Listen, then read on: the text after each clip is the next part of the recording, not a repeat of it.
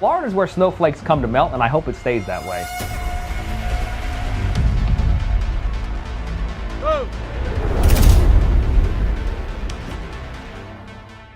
On Facebook, TikTok, or other social media, the St. Lucie County Sheriff's Office has made a routine of putting arrests and suspects front and center. But the videos are becoming heavily scrutinized, now by Mackenzie LaPointe, a U.S. attorney for the Southern District of Florida. When we have those that are going to come into our community and try to victimize them, we're going to chase them to the ends of the earth. Who's the best at pit maneuvers in this room? Probably me, because I'm an instructor on it. A lot of these individuals take flight.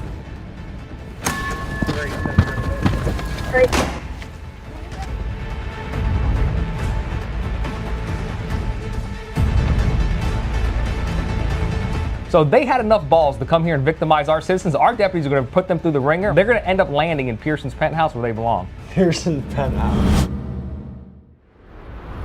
Florida sheriffs have a notorious reputation for their no-nonsense, tough-on-crime approach, and perhaps no man better exemplifies this than St. Lucie County Sheriff Keith Pearson. To some, he's a legend, a man where in the age where you wonder if the police body cam footage will be released to the public, he takes an unorthodox approach, broadcasting live, using social media to amplify his mission and encourage transparency. And he's not just some scrub on desk duty, he has spent years in the field, going on raids, doing high-speed chases in the Hellcat, and rocking the shiesty mask before it became popular. But to others, his antics are too much, over the top, and he's been criticized for being controversial. This man is unethical. He should not even be our dog catcher. Now by Mackenzie LaPointe, a U.S. attorney for the Southern District of Florida. Through a public record request, I learned LaPointe and Pearson discreetly spoke on the phone in April. LaPointe's concerns the videos hurt law enforcement's credibility. This is the first post LaPointe says he took issue with, writing, quote, "This disturbing image comes across as if the sheriff is posing with an antelope that he just shot on a safari." Together, we get to dive in and see what this man is all about. Boots on the ground with Florida's wildest sheriff. Let's get to it. And guys, let me know in the comments, is it a good idea for a sheriff to leverage social media and be more transparent to the people that elected him? Or is it unprofessional to be filming the people you arrest? This is Nifty Gears, thanks to the sponsor of today's video, Atomic Defense. And folks, if you have a dangerous job, like law enforcement or security, they have the gear that's gonna help keep you safe. This is some bad boy shit. This is a level 3 plate carrier, which means average blick on the street. I don't care if you're talking AK-47, AR, pistol, even if I had a switch on it, this thing protects you. And they have gear for everybody, from police officers to civilians. This is some of the best shit in the game. And if you have operations in the dark, they have some of the best night vision in the game. I mean, look at their clients. They're trusted by sheriffs, school districts, even the Department of Homeland Security. That's the feds. And they made a custom link for you, the viewer, to shop their collection.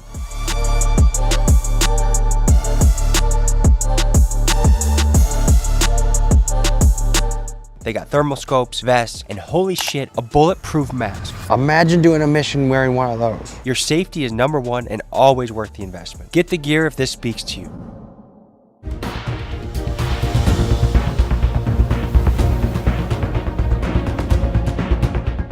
Hey there, I have a meeting with Sheriff Pearson, just trying to get through the fence.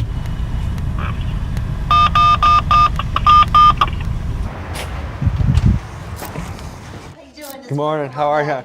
Hey there, Mary Ann. Nice to meet you. Nice to meet you too. Top of the morning to you. Good to meet you, man. Oh, absolutely. How are you? You're all set up.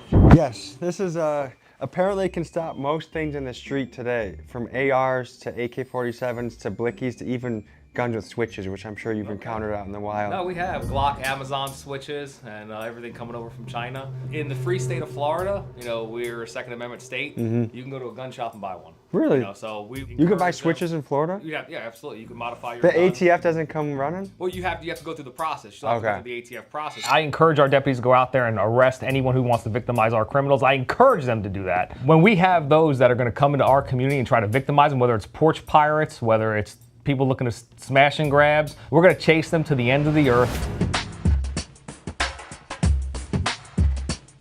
These individuals have an extensive criminal history, very violent, lots of narcotic sales. They know that they've been doing wrong, breaking the law for quite some time. They just don't know when they're going to get caught again. So just our mere presence, a lot of these individuals take flight.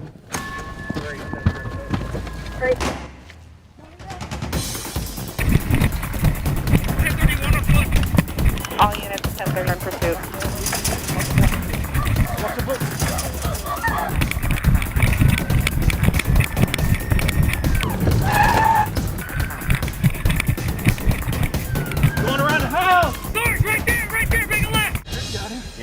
just came to check a house that we've done multiple sales of cocaine at. If they get in a vehicle and they decide to run, our deputies not only have the training, they have the policies to back them up to stop them in their tracks. Do you guys do pit maneuvers? 100%. We're at the brink of society running rampant.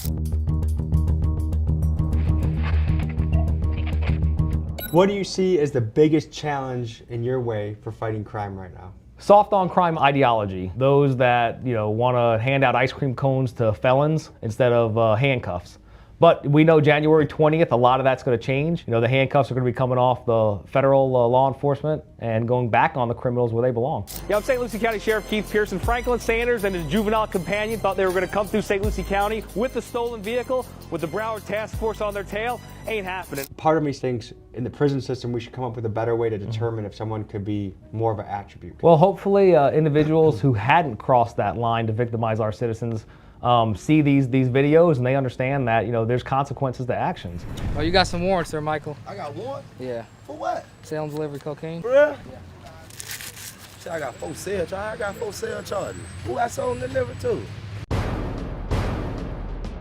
You have agencies, mainly in our northerner states, that have woke ideology. You can't hold the criminal accountable if you can't catch them. So if they know you're going to get behind them and turn the lights on, they're going to flee, well, what are they going to do? They're criminals. They don't want to be caught. So of course they're going to stop. But if they get behind and they know a deputy's behind them or a Florida trooper's behind them and they put the lights on, they know I've got about 5 seconds to make a decision before they put me in a ditch. So they had enough balls to come here and victimize our citizens. Our deputies are going to put them through the ringer and we're going to let them, they're going to end up landing in Pearson's penthouse where they belong. Pearson's penthouse. Most police forces around the country have shied away from social media, but you lean into it. That's what the people want. When you communicate with the public, they want to see transparency, yes. But the media is fake. We all know that. The future is YouTube channels. The future is connecting with the community directly, cutting the middleman out who's going to change it to fit their agenda. What do the traditional media folks do?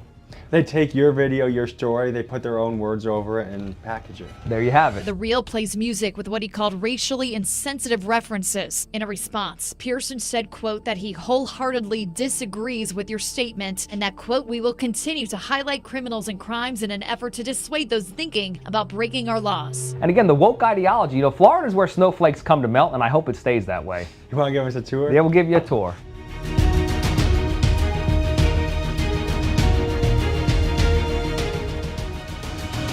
What's the difference between a sheriff and a chief of police? So the sheriff is constitutionally elected. Okay. So we're elected, just how the president is elected. The chief of police works for a city, municipalities. Police chiefs get appointed by city leaders like the mayor or city council, and sheriffs get elected by the people of the county every 4 years. The other big thing is jurisdiction. Police chiefs typically run a town or city, while sheriffs run the entire county. How many people do you oversee? So right now we're at about 750. We have deputies in every single school in St. Lucie County to ensure our kids stay safe. So we have 18 years of these kids seeing our deputies every single day in a positive light. They're not only there to make sure that our kids engage with law enforcement, they're there to protect our kids.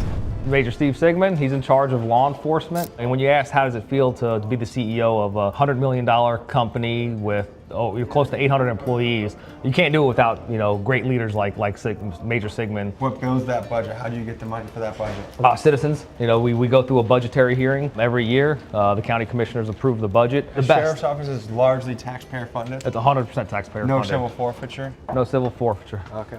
So this is our real-time crime center. So we have our analysts here that throughout the day monitor radio channels. If our deputies respond to a bank call, a stolen vehicle, we have the display up here to where we can see what's happening. The ladies inside this room right here is literally the heartbeat of the agency. They're funneling out information. When our deputies are responding to a bank robbery, when our deputies are responding to a missing child, and they're sorting through all the background stuff, because we want our deputies focused on driving, getting there as fast as they can. So this is a portion of our traffic unit. This is Sergeant Evans. He's in charge of the traffic unit. Who's the best at pit maneuvers in this room?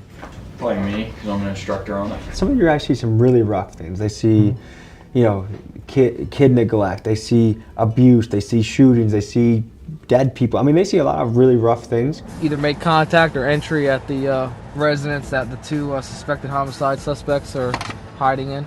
Moments later, a man fitting the description of the suspect exits the home. White shirt coming out, appears to be It's the shooting suspect. Or how do you guys work through that? We'll have our peer support group reach out to them, and it's an app that we put on their work phone so that they hit the button, whether it's alcoholism, whether it's financial issues, whether it's seeing something terrible, decompressing. We have that availability to them. If they want to step up and they think that they need the help, we have those resources for them and their families. What is your take on civil forfeiture? Oh, I use it all the time. So this Mustang here was seized. This Mustang was seized from a chop shop. Mainly it's vehicles. We'll have a drug dealer in a vehicle use a vehicle, while they're committing drug deals. Or we'll have these street takeovers. We had a motorcycle, BMW S1000 was seized from an individual who makes videos on TikTok, taunting the police, doing street takeovers, driving 100 or 191 miles an hour, just in and out of traffic. Just causing chaos, running from the police. I think his quote was, he's happy that law enforcement agency is putting it into use that has the balls to drive it, or something along those lines. We were talking earlier about property theft.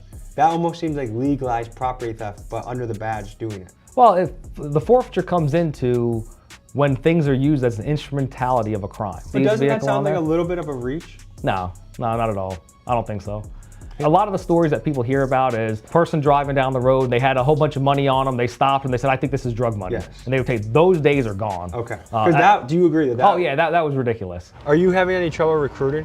No, we've got lines around we're not the highest paid agency either, but I think being able to connect with the community, being able for the younger generation, the newer generation to see that we want them to be cops. As long as our deputies use their judgment and do it for the right reasons, I got their back 100%. But if they mess up and they do the wrong thing, I'm also going to slam them just as hard. Yeah. And folks, just a reminder, if you want to get the Big Dogs Gotta Eat sweatshirts, RIP Mainstream Media t-shirts, TommyGMcGee.com.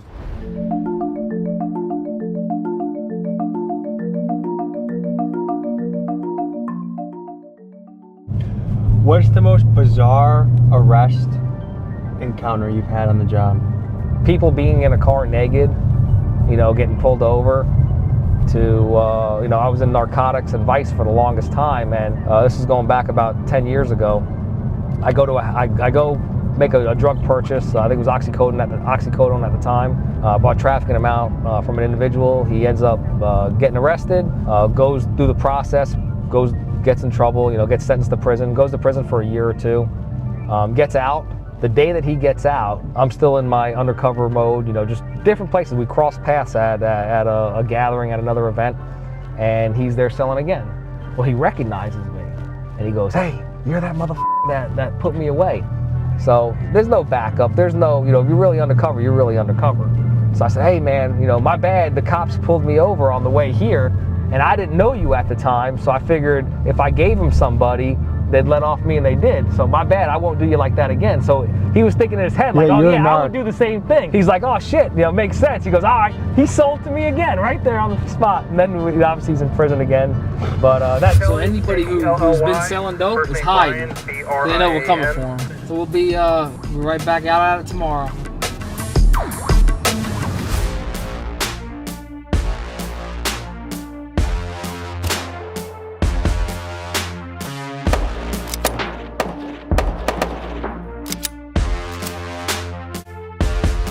How are you? the SWAT week this week. What are you guys training for in particular now? The basics of this training is from a source, Cadre Consultants. They're out of Broward. Ultimately, this is going to lead into CQC training. Close quarter combat. Yeah. Now he's in charge of the SWAT team. He makes sure that every one of our deputies are dead accurate shots, as you could see.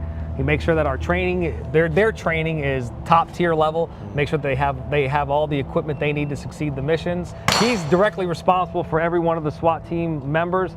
And again, it's a heavy burden to take on. To know that you're instructing and you're giving the team and the guidance to officers that have to wear ballistic material to go in there and get the people that don't want to be caught. What's the biggest thing you want to accomplish in the county? Probably just see some of the crime reduced, some of the shootings. Fort Pierce is seeing a lot of shootings. Maybe get in there and try to reduce some of the violence. It's certainly a very high-risk job. What's something you think the average person back home might not know about your profession that you could tell them? When they see all these guys with all this equipment on, you know, sometimes they have a tendency to forget that there's a human being with a family, with kids, with loved ones that goes out and does this job every day to make other people safe, and just to kind of remember, they're not just machines, they're not robots. How has it felt in the last 4 years, especially since the George Floyd incident? Policing has been really, like, people have just shit on it in America. A lot of people have. You know, we're not having those issues here because, you know, we've always engaged with the community. You know, our previous sheriff, Sheriff Ken Mascara, was in office for 23 years. His biggest focus was on community engagement and being personable, being tailorable.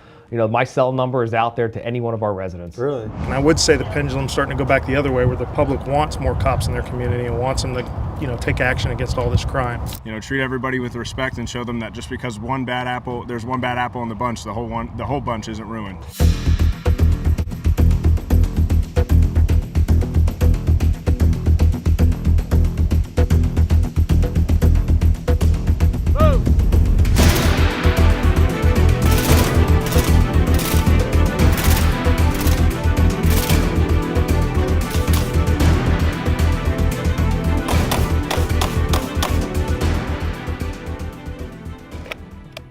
How often when you guys are doing a raid, let's say you're raiding someone for fentanyl, how often does a shootout actually occur?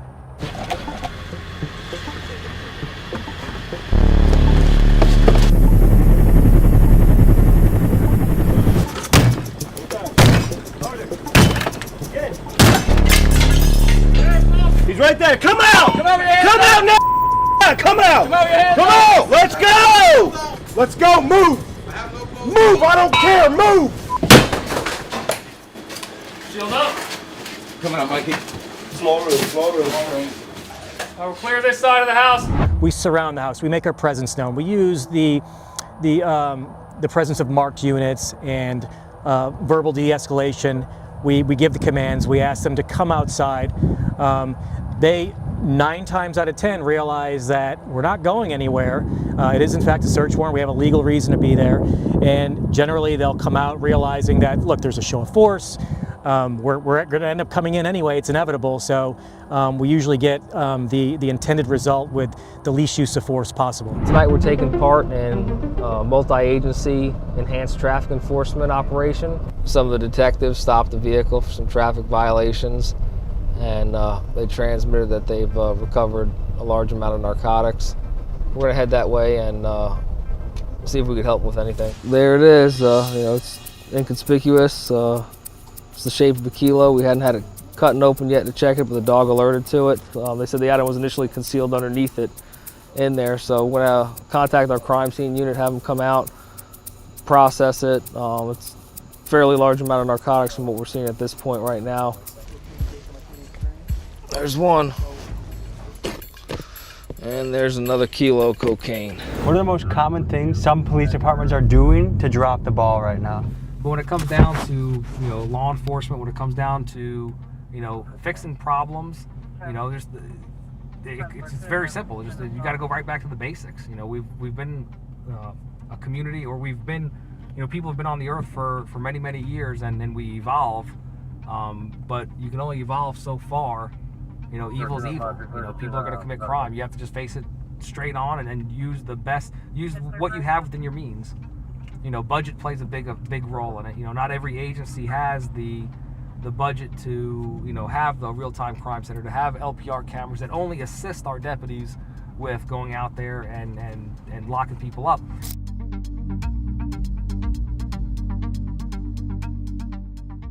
We're here at the Sheriff Aviation Unit. This madman's gonna take us up in the sky when there's an impending storm. I'm not exactly thrilled about it, but you bought the ticket, you take the ride. So on a risk scale, going up. He's nervous. I can't determine that until we actually see what's coming. Until we fly, right? Fly until you can't fly. You ready? Who's going? Probably the 3 of us. That's all right. Best luck, guys. His name is Schoner. Sergeant Schoner. Yep. He doesn't seem very excited right now, and he's.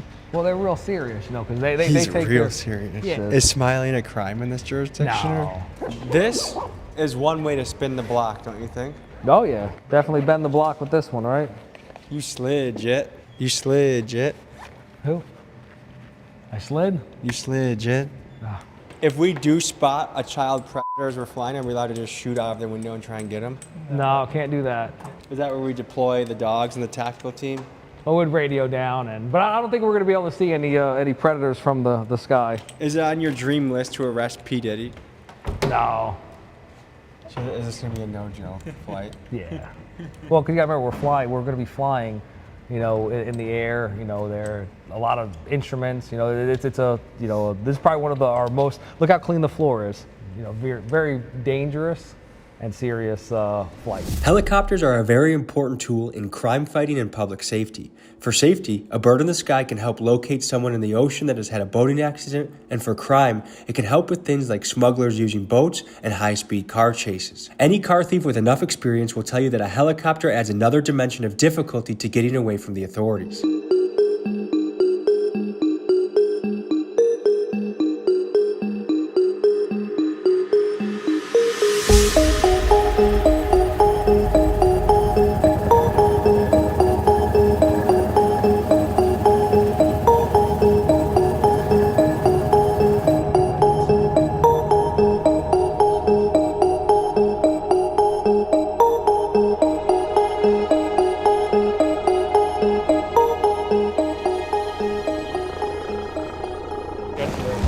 But that was actually pretty damn smooth. I enjoyed that. I'm glad we did it. No, absolutely. How are we doing in booking? Do we have any movements or is it busy or? I'm pulling up to the Sally Port. If you want to let us in, we're going to come into the Sally Port. If you just want to meet us out there. We've got upwards of 40 deputies on shift out here. I mean, it's one of the largest moving pieces, because we're entrusted to keep, our community safe. What's happening, buddy? Good. This is our intake area. When they get brought in, they get placed up here, they get searched, they make sure they have nothing in here. Come on in here. This is where we do what we call the pat-down area, or to make sure no one has any weapons or drugs or anything like that before entering the secure area of the facility. All their property is taken from them at this point. Your misdemeanor and light felons in male will get blue uniform. You can see the orange over on the other side if they are a violent inmate or they have a violent past. They have a database that we get a thumbprint from them, and it kind of puts a light, not an AFIS, but not a 100% fingerprint match, but it's our own little database because our deputies do have fingerprint readers on the street. So in the event that a deputy encounters somebody and they don't have ID or they don't want to be cooperative, we're able to use a small device to get a fingerprint. If they've ever been arrested before, it'll give us a close match to them. So it'll at least give us a roll. Now, this is our holding. Usually we'll keep people separate. If we have males and females, we'll keep females in one, males in another. So when they come into here, this is an X-ray machine that they're able to do a body scan on to see if there's anything on them, anything hidden in their cavities. Check them in the rectum, they say? Well, I'm not sure if that's the terminology they use, but this would be the device that does the body scan, and it would be able to determine if there's something there hidden. Sometimes when people come into the facility, they're well, not necessarily drunk, but just out of control or violent or wanting to fight or lash out. It would suck to have to get strapped onto this. It does. No, I think it would as well. But again, it's designed to prevent somebody from hurting themselves, whether they're here, they're banging their head on the wall. But once they're in this, they're put on camera, they're on constant surveillance. Who makes money from the bonds? The bond company? Yeah, I think it would be the bond company. But you don't see any of that? No, I wish. It'd definitely help. But we don't get no money from tickets, despite what people think. We don't get any money from bondsmen, when they process it. So this is our processing area. This is Sergeant Lamb. How you doing? I'm Tom. This is where they would take their photos, they'd fingerprint them, they'd put a band, wristband on them. And then when they're going to call their bondsman or make a phone call, here's the holding cell. You have the phone call. So this is where they'd call home. They've got a list of different bondsmen. They'd make their free call from here. So 10 dudes could be in here and they all share one toilet? 20 or 30 dudes in here. And they all share one toilet? Yeah. You have to just, hey guys. Sorry. Yeah. Really? Yeah. It's amazing that jail or prison isn't more of a deterrent. I can't imagine spending more than an hour here and being like, okay, I'm never doing anything again that'll get me here. Well, if somebody out there is homeless and they don't have the means to have their house or food or whatever or warmth, when are they going to come here? They're going to come here during the winter times. So I totally get it for a homeless person. This is a great option if you're homeless. But for the other guys, what do you think makes someone a habitual offender? Like, why do you think this isn't bad enough to not want to repeat? Really not much more than we can attribute it to that. It's just how they're raised. We do have programs here to hopefully get them out of that. But some of them are just going to keep coming back and forth. Does that blow your mind a little bit, though? It did when I first started. Been here almost 18 years. I'm kind of moved to it at this point, so it doesn't really affect me anymore. You know, on the flip note, look how clean this place is. I mean, who wouldn't want to come to Pearson's penthouse? It's pretty clean. I don't want to come here. You know, come on. Thank So you. I think they had 4 bag lunches for us. This is our lunch. We haven't been busy. Thank you. This is a typical jail meal. When they go out, yeah. Oh, yeah. Ooh, 2 sandwiches. Oh. Turkey. This actually doesn't look so bad. No, it doesn't. Give a close-up. I don't know what kind of, Oh, you got a nice thick slice. Look at that. You got a thick old slice. look at the pattern of the meat. All right, 1 bite. Everyone knows the rule. What do you grade that turkey sandwich? 1, they actually have a real thick piece of turkey. If this was an airport, it'd be like, you know, a fraction of this. I'd say as far as jail food goes, this is pretty good. Good. I'm glad that our culinary department is up to par. I can already tell how it tastes. Oh, how does it taste? Tell us. Bread and turkey. Like a sandwich that you just had some cold cuts that Boris had, right? I feel like it's really good bread. Like The bread makes I thought the the bread sandwich. was gonna be more tough or like more kind of stale.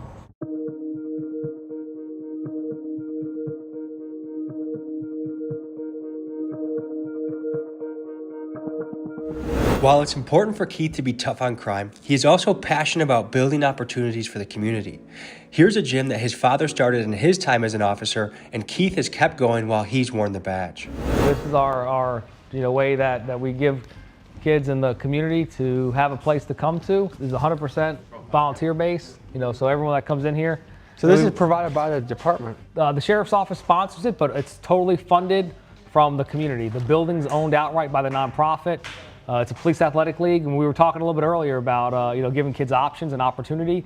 This is a vessel to do that. So in 1994, we saw that a lot of kids in our community didn't have the parents, didn't have the mentorship, didn't have the guidance.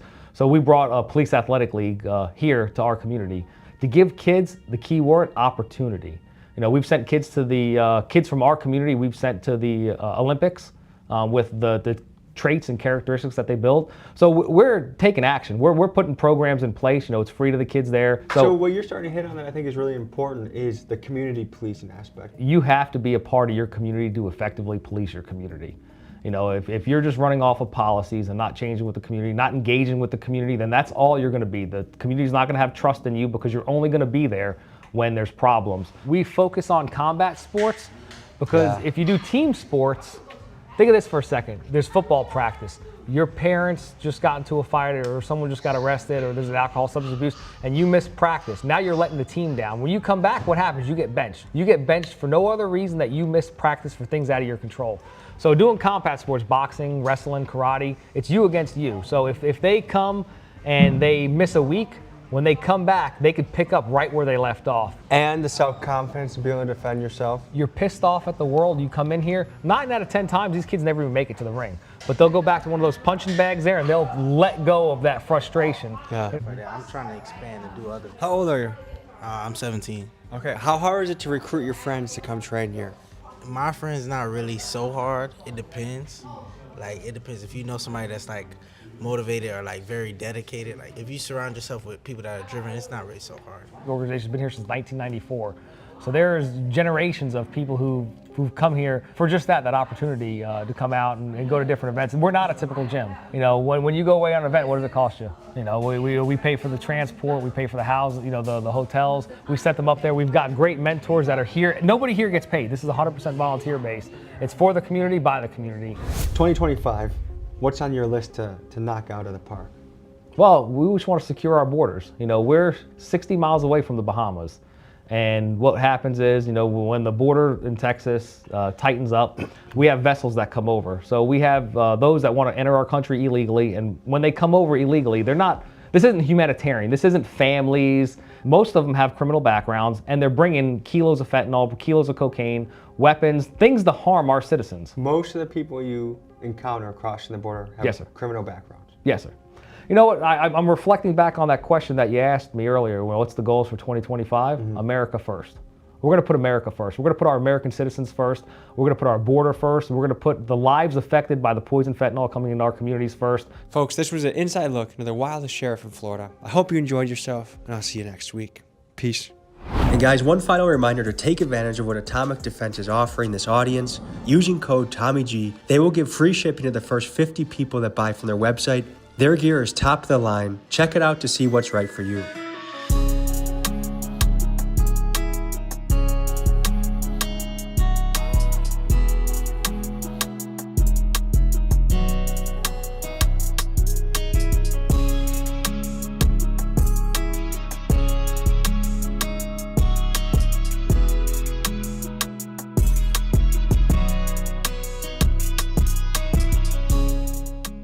Folks, hope you enjoyed this episode. You want to watch another? Here. You want to subscribe? Over here. See you next week.